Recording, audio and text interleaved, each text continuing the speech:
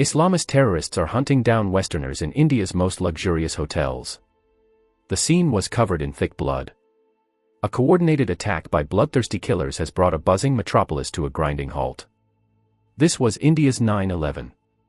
Mumbai is in flames, there is panic on the streets, and as the death toll rises, confusion reigns. They didn't know at any time if someone was going to save them or take them out. Hopelessly outgunned, the local police are no match for the heavily armed terrorists. The baddies had the guns, the goodies had nothing.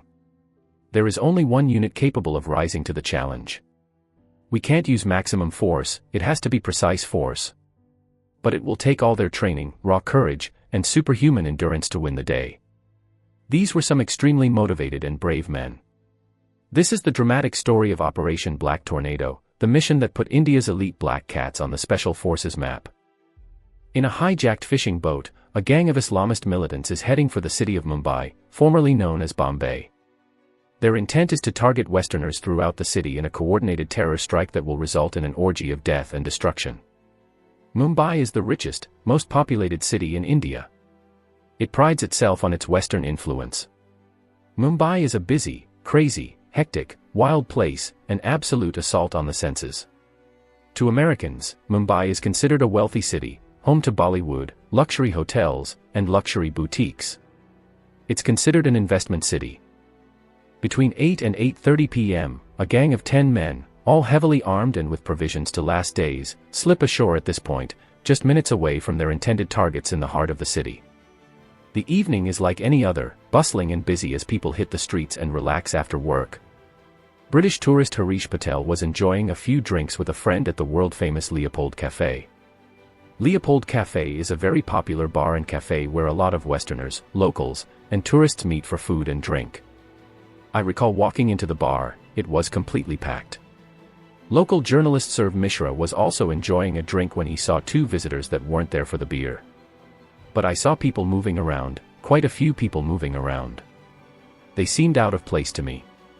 Must have been 15 to 20 minutes in, suddenly I heard a gunshot and what sounded like a lot of glass dropping at once. I just heard a thud, and then something hit me. Two gunmen are firing AK-47s from the doorways, spraying the cafe with bullets. A lot of shouting and screaming, people rushing around. When I came out of the door, I realized there's something holding me back. Then I see that blood is flowing out of my body. There were a lot of bodies, the floor was just covered in thick blood. And then suddenly, everything went silent. Clearly, the guy was reloading, and it's during that round that I was hit. After a sustained attack, the gunmen flee into the night, leaving the dying and the wounded to their fate. It really was a case of being in the wrong place at the wrong time. Across town, a taxi carrying two more gunmen heads for the crowded Central Railway station. The Victoria terminus would be akin to an attack on Grand Central. I think the targets are fantastically well chosen. If you look at the station, that's the busiest station in Mumbai. Mingling with the people they intend to kill, they walk through the crowded passenger hall. At 21:53, the gunmen pull AK-47 assault rifles from their bags and unleash a devastating hail of bullets into the crowd. 104 people were injured, and 58 were killed. My first reaction when I saw the shots, I told my wife, this is not gang warfare, this is a terrorist attack. What took people by surprise was the fact that Mumbai was chosen very clearly designed to show that nowhere is safe in India anymore. It is now clear that Mumbai is under a sustained terrorist attack, but no one knows who is behind it or where they will strike next. We begin with a mass terror attack in India's largest city, Mumbai. Millions watch as the events unfold live across India's news networks. Well, this is clearly an unprecedented scale of a terror attack on Mumbai. One viewer is Joy Krishan, the Director General of India's elite National Security Guard. After watching the events unfold, he orders his Black Cat commanders to stand by. Nicknamed the Black Cats because of their distinctive uniforms, the National Security Guard commandos are the ideal unit for the situation. The National Security Guard was set up around the mid-1980s when India actually first faced the threat of urban terror. The Black Cats have two principal areas of expertise, counter-terrorism and counter-hijacking, and they are also experts in hostage rescue. The NSG is a highly specialized force designed and structured on the lines of some of the world's key anti-terrorism special units like the SAS, GSG-9, and the US Navy SEALs. The men are all drawn from the Indian Army. Everybody in the NSG who comes to join the organization is a volunteer, and he's put through a probation period which is 30 kilometers south of Delhi. All recruits are put through a rigorous screening process, assessing physical fitness, shooting standards, and psychological profiling. They look at people who have commando mindsets and therefore are willing to do the unusual in unusual circumstances. So they look for people who are out of the box.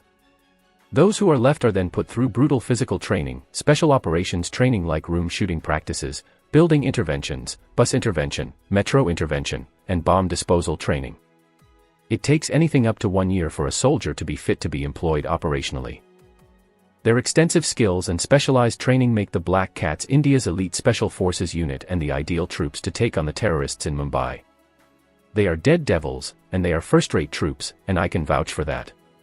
But the question is, how will they deal with a gang of well-armed, committed terrorists spread out across India's busiest city, Mumbai?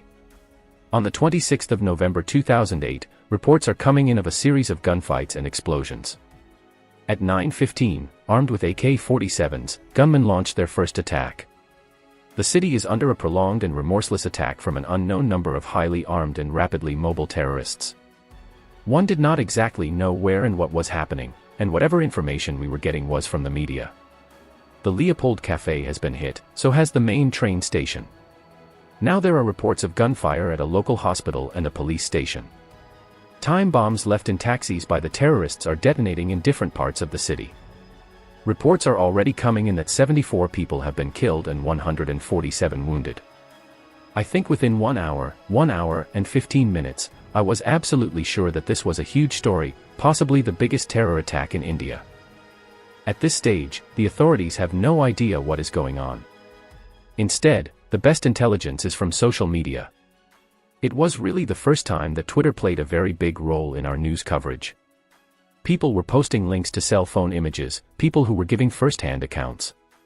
From the sheer number of messages, the scale of the attacks and the sense of panic on the ground is obvious. But with so much conflicting information, it is impossible for the authorities to build up an accurate intelligence picture. BBC correspondent Mark Dummett was scrambled to the scene of the attacks. It was stunning, it was shocking that this was going on in India. It was so confusing because it was taking place in lots of different locations. I mean, at that stage, even the government had no idea what was going on. The sudden assembly of the world's media means that there is now mounting pressure on the Indian authorities. It later became clear that grabbing worldwide attention was a key part of the terrorist plan. It was meant to last a long time, it was meant to attract the attention of the world.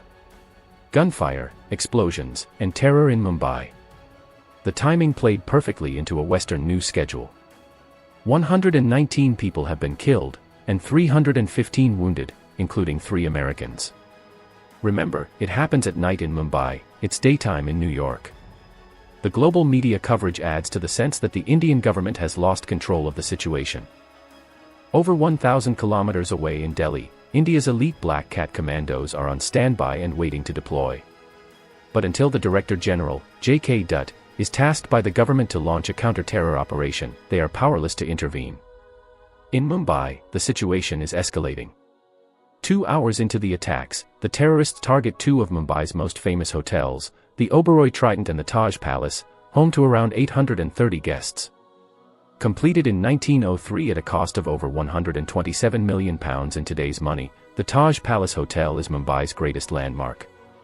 Built by J.N. Tata, the father of Indian industry, the hotel has 560 rooms and 44 suites.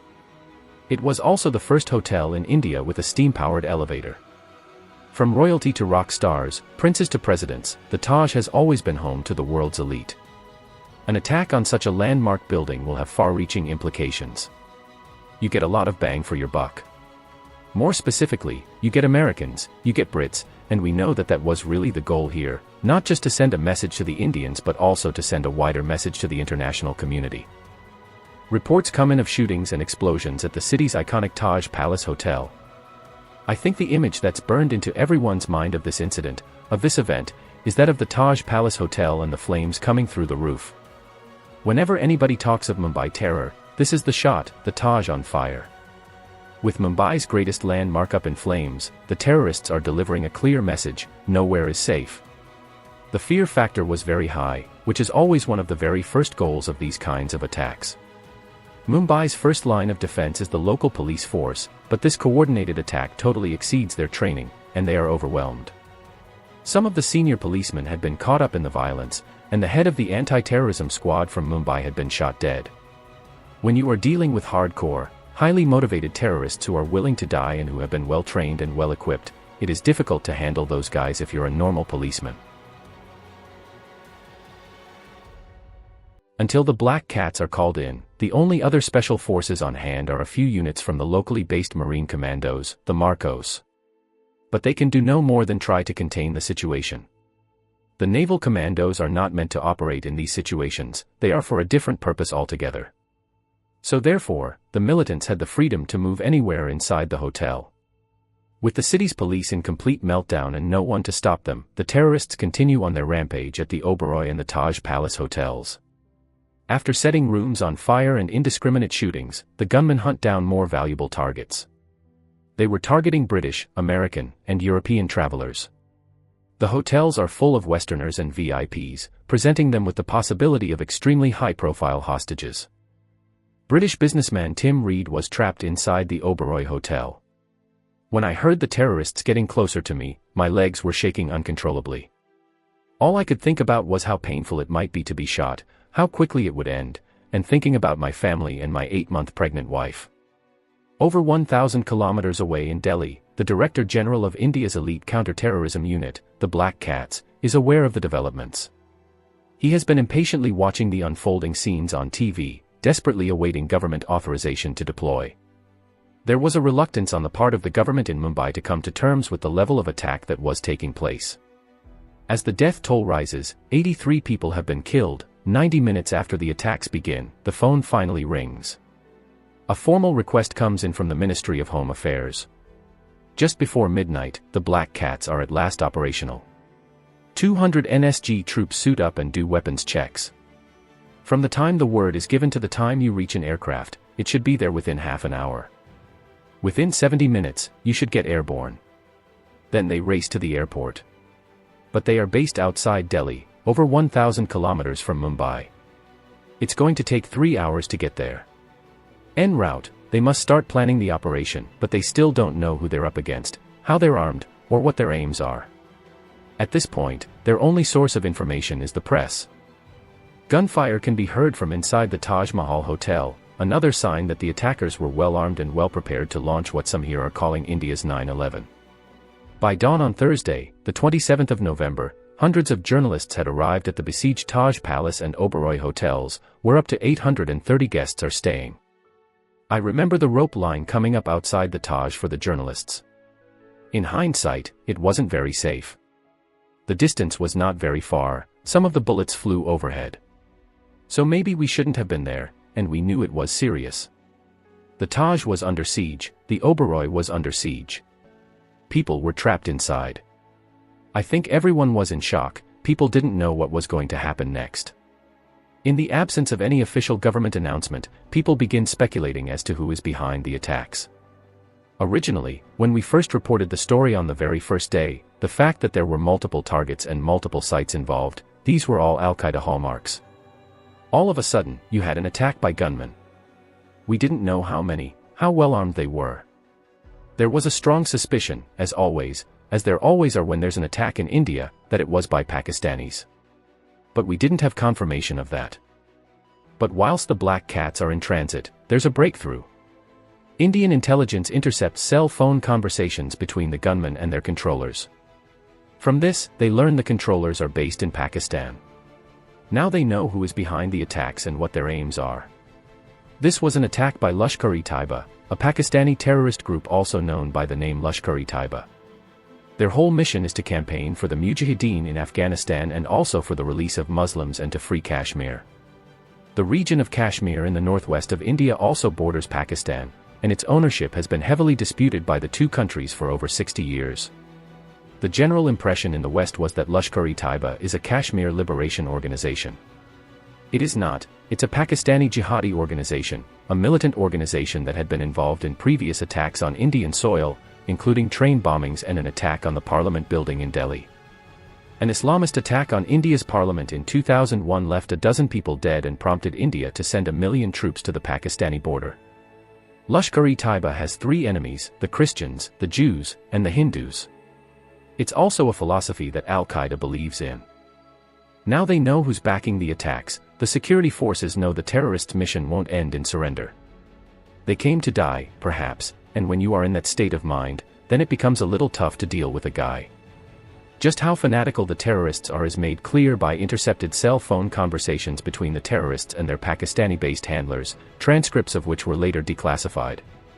Everything is being recorded by the media. Inflict the maximum damage. Keep fighting. Don't be taken alive. Kill all the hostages except the 2 Muslims. Keep your phone switched on so we can hear the gunfire. Kill them. The gunmen at first were firing an incredible number of rounds, and they seemed to be very heavily armed. I heard the gunfire getting closer and closer and fully expected them to find me. In the lobby of the Oberoi Hotel, guest Tim Reed watched as 9 staff and 3 guests are gunned down. That was when I realized that something fairly bad was happening, and it was one of those occasions where everything moves in slow motion. I backed against the corridor, looking for somewhere to hide. There really wasn't anywhere. There was a slight recess that I was able to hide in, but literally, if I'd been any more than my 11-stone frame, my stomach would probably have been poking out from that. Miraculously, the gunmen pass right in front of Tim. At that point, they must have been 5, 6, 7 feet from where I was, but they weren't looking for me, they were looking at the restaurant. As 13 diners are being murdered in the restaurant, Tim makes a desperate break for it. I think of all the time in the whole incident, this is the only bit where I actively contributed. I was a participant who was in charge of what was happening. There was a lift between myself and where the gunmen were. I was able to reach out and touch the call lift button. All those years on the Nintendo practicing with my rapid finger movements were put into action as I hit the closed door button about 2,000 times in quick succession. We pressed low lobby on the lift button, and then when the doors opened, we just ran. I think that is really the abiding memory, the one that haunts me probably more than any other, because you're running, and you just don't know what's behind you. When I ran out of the Oberoi Hotel onto the street, there were thousands of people panicking, running one way and then running again when the next grenade went off.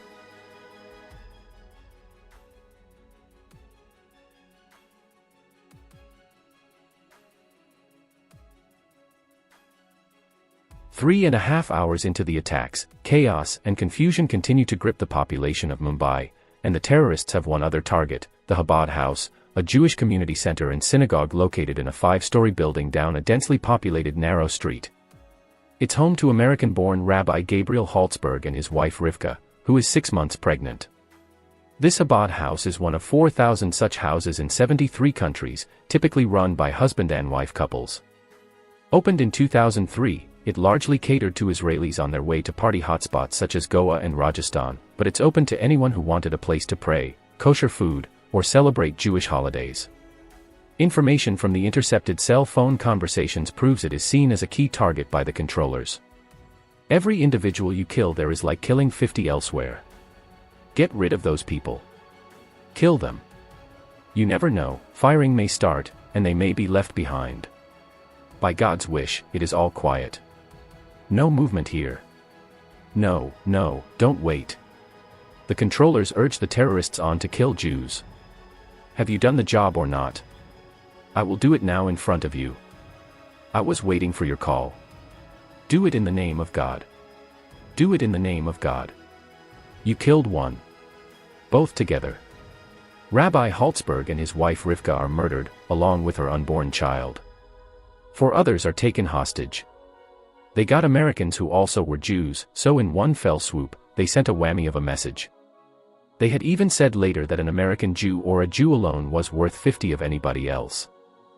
Meanwhile, across Mumbai, in the luxurious Taj Hotel, the terrorists can be heard enjoying themselves in the intercepted cell phone conversations. Did you see the paintings on the wall? The bathrooms have gold taps.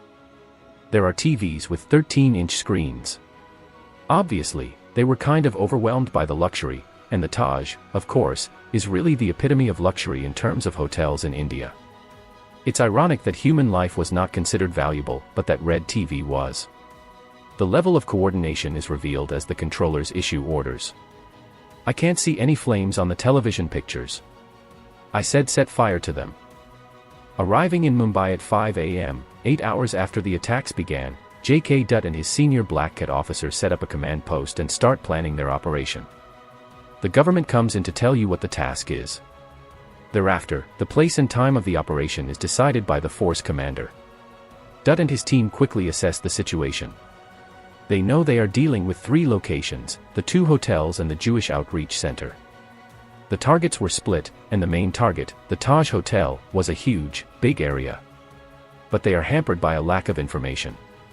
There are no detailed floor plans of the hotels available, and no one even knows how many terrorists or hostages are still holed up in each location. Mumbai was administratively in a state of paralysis for some time, and no information was provided to them actually of the target area. So they had to do a lot of guesswork and improvise, which took a huge amount of time. What makes it worse is that their enemies clearly know the locations better than they do. To my mind, somebody reconned the place. Taj Palace was a specific target, the Trident was a specific target, Abad House was a specific target. The problems become clear when the Black Cats try to establish a perimeter around the target buildings. The locations have been well chosen, all are in heavily built-up areas right in the center of Bombay, with roads, population, buildings, all sorts of things all over the place. The Abad House is in a narrow street with one entrance. It is easy to defend and difficult for the Black Cats to storm without endangering the lives of the hostages. You cannot go with all guns blazing in a scenario like this, no, certainly not. You can't use maximum force, it has to be precise force. The hotels, on the other hand, have multiple entrances and exits. Hotels are even more difficult to clear out because there are hundreds of rooms, and you have to go from room to room to room. Even worse, the eyes of the world are upon them. Orders are given to minimize collateral damage, and yet somehow, the Black Cats have to hunt down the terrorists. It's the second day of the Mumbai terror attacks. Pressure is now mounting on India's elite counter-terrorism unit, the Black Cats, to pounce. The terrorists can definitely not win, let's get that absolutely clear. We've got to hit them hard and immediately so that he knows that either he's going to be captured or he's going to die. With the lives of hundreds of guests and hostages at stake, meticulous planning and preparation is vital. I think it's very hard to imagine the kind of logistical challenges that were involved in locking down all of these sites. In his final briefing to his officers, J.K. Dutt, the head of India's National Security Guard, has 4 key points: no loss of innocent life, try and take the terrorists alive, minimize collateral damage, and screen hostages to prevent terrorists slipping through the net. One transcript from the intercepted cell phone conversations between the terrorists and the controllers reveals what happened. 8 hours after entering the hotel, at 2 p.m. on the 18th floor, the terrorists are finally cornered by the Black Cats. The room is on fire. I'm in the bathroom. Try breaking out using a grenade. I have used up both grenades. Be brave. Don't be afraid. God and heaven are waiting for you. We try and capture the terrorists alive if it is possible so that you could get maximum information. But if it is not possible, so be it. Part 1 of Operation Black Tornado, to free the Oberoi Hotel, is a success. Although 24 guests were murdered, both terrorists have been killed, and 143 guests rescued. A mile away across the city, the Black Cats are in a standoff with the terrorists at the Jewish Center. Having locked down the perimeters, they are unwilling to storm the building and endanger the lives of the hostages. They are further hampered by the media, who are inadvertently providing free intelligence to the gunmen. What was very interesting about the way these attackers operated was the fact that they were monitoring the press. It was all live, there was no time delay between what was being shown and what was being reported. This meant the controllers were able to alert the terrorists to the helicopters buzzing the building. After carefully analyzing the intercepted traffic, intelligence agents believe all the hostages may have been executed. In the full glare of the cameras, they launch an aerial assault. The people who organized this operation were watching those sites and telling people inside on mobile phones, "Look, guys, there is a commando operation, aerial commando operation coming in." At 7:30, NSG commandos fast rope from an Indian Air Force helicopter onto the roof of the Abad House. The assault is captured on the cell phone intercepts. Firing has started. I think there is a helicopter on the roof. Take cover. Move now. Do it. Do it. With suppressing fire from the terrace and covering fire from snipers, they begin hunting down the terrorists. They're firing into our room. Peace be upon you. I have been hit. I have been hit. Pray for me. Where have you been hit? Where have you been hit? In my side and in my leg. After a fierce gun battle, both terrorists lie dead. The Black Cats have scored another success. The terrorists in the Oberoi Hotel have been neutralized, so have the terrorists in the Jewish Chabad house. The Black Cats now face their greatest challenge, the imposing and iconic Taj Palace Hotel. I think for Americans, the Taj Palace Hotel could be equivalent to the Park Plaza, the Waldorf Astoria. Because there are hundreds of rooms, and you have to go from room to room, floor to floor, it's an enormous task. Guests inside the hotel include VIPs and politicians. Their caliber and status compound the difficulty of the operation. Not only are they potentially valuable hostages, they're amongst the world's elite. Any mistakes here will be hugely embarrassing. What is important for the troops there is to make sure that whenever they use their weapon, they do use it properly and that no collateral damage or no innocent civilian is killed. In this kind of a scenario, killing a terrorist does not become a priority. The priority is to take the hostages out. The NSG assess their options. They can't simply storm the hotel, they need a methodical approach. But for this, they need detailed floor plans. Yet once again, they don't have them. The problem was that the NSG was not provided with any maps of the location because apparently, those maps are not available either with the hotel or the civil administration. The only information the NSG could pick up were basic hotel room guides. They didn't show service lanes, passages, or corridors. However, the terrorists clearly knew the Taj Palace layout inside out. I give full marks to the planners. They're sitting across the border, they had this operation meticulously planned months in advance. They say all warfare is based on deception, and they will completely surprise everybody. The Black Cats realize the terrorists can use their superior knowledge of the Taj's layout to their advantage by only operating from areas with multiple exits. They will be difficult to contain.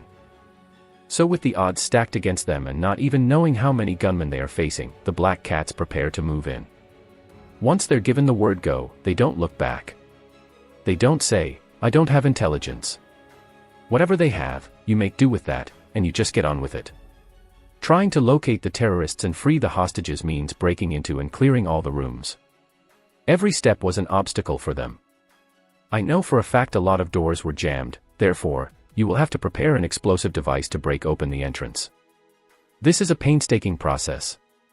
It will take time to thoroughly check each area, and in a hotel with over 500 rooms, this could take days. That had to be done very methodically and carefully, and that is why they took a lot of time. To make matters worse, hotel guests have been told to lock themselves in their rooms. Most people are too scared to open their doors, terrified of who may be on the other side. As the Mumbai terror attacks move into their third day, the battle for the iconic Taj Palace Hotel is raging. They came to cause maximum damage, and because it was a televised operation, the whole world is watching. For 60 hours, they wanted to prolong it as long as possible. India's elite Black Cat commandos are battling an unknown number of terrorists who are well-armed and highly mobile. He was India sending in its top troops, and I suppose we thought it'd be over pretty quickly. But with over 500 rooms to clear and hundreds of terrified guests hiding throughout the building, this cannot be a quick operation. What we didn't know is when it would end, and by the time the siege went on and on and on, we realized this was getting very sticky. Moving through the hotel, the Black Cats need to keep their tactics fluid and respond to situations as they arise. When you are a soldier, you go into an operation, you will give your best for the first 12 hours. After that, you'll start tiring out. But despite that, they went on, and I take my hat off to them. What they did, I think they were against all odds. By midnight on the 28th of November, the Black Cats have been fighting for 30 hours. They have rescued over 200 guests and led them through the corridors to safe areas. Now they can focus on the remaining terrorists. We are going through the entire hotel, through the corridors, through the rooms, until we are able to check each and every room.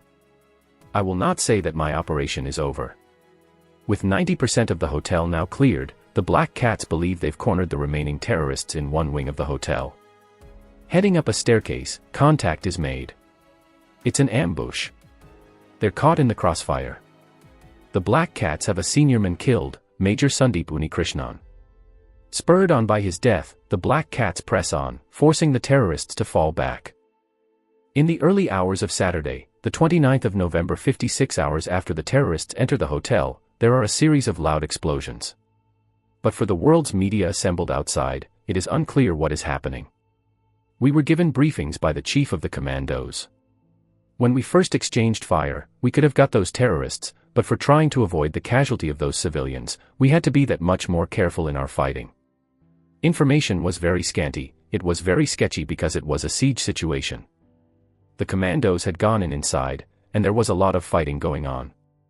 It was slightly strange. We were reporting on a battle which was going on in a building just a few hundred yards in front of us, but we couldn't see the battle because it was all inside. But one thing is clear, for the terrorists, every second on TV is a victory. As the intercepts show, the atmosphere is good. After watching the TV reports, the whole city is feeling the destruction. More than 250 are injured across the city. You have worked well for God. They came to cause maximum damage, and because it was a televised operation, the whole world is watching for 60 hours. They wanted to prolong it as long as possible. So they had come for that. Finally, after 2 straight days of fighting inside the hotel, the Black Cats have cleared entire floors and are pressing the terrorists hard. Our commandos are so very well trained, there is no question of the terrorist escaping. So the problem is to find out where he is, spot him, and fix him. By now, the Black Cats have also learned one critical piece of information from the intercepts. There are 4 terrorists in the hotel, and they're steadily eliminating them. So people began to count, 1 more knocked out, 1 more knocked out. So the body count was being kept track of. That was a sign things were coming to an end. By dawn on the 29th of November, the siege is in its endgame. There are just 2 terrorists left, and they are cornered on the first floor. In an intense exchange, the Black Cats fire a hail of bullets into the terrorists' position. Outgunned and outmaneuvered, the terrorists' deadly onslaught of murder and mayhem is finally over. After 3 days and the death of 170 innocent people, as well as the serious injury of 304 more, the city is left with terrible scars. How dare somebody from across the border come right into the heart of the country and kill innocent people? For war, the killers did strike this week, brutal and violent. But terror will not have the final word. The people of India are resilient, the people of India are strong. The comparisons to 9/11 are fair, I think they're valid. I think this is India's 9/11. I think if any good came of this, it's that India was forced to have a day of reckoning. There are clearly lessons to be learned.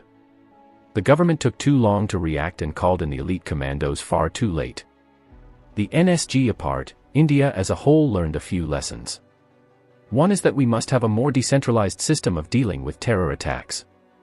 Since then, changes have been made to India's counter-terrorism plans. Well, we are better prepared, yes, we are better prepared than we were then. But I hope to God it's never tested. Operation Black Tornado was a success for the Black Cats. The NSG were really up against it. They were confronted with an enemy that had a number of hiding places, a lot of armory, and they did a great job to take them. Even though they had minimal intelligence and faced a well-prepared enemy, they defeated the terrorists.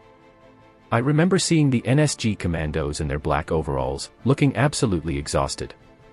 And I was in no doubt that these were some extremely motivated and brave men. About 100-odd men deployed, they knocked off 10 heavily armed terrorists. So the NSG's ratio of killing terrorists in such an operation, to my mind, would be perhaps one of the highest in the world. It's a great organization, it has always come out with flying colors in any operation they've been deployed. And it is to their credit that they did this job with a minimum number of casualties. Operation Black Tornado shows terrorists and the world just what the Black Cats are capable of and the lengths they'll go to get the job done.